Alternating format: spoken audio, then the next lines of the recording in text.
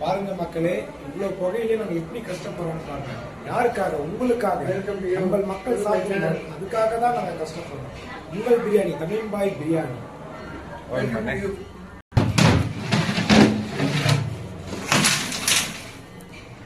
By Razak பை open பண்ணு பை. இப்ப சொல்ற பண்ற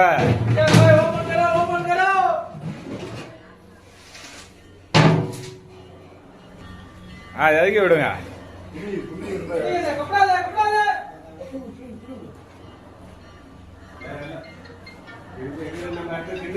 ஃபர்ஸ்ட் டைம் முடியல உடையா ஓபன் பண்ணியா நம்மதா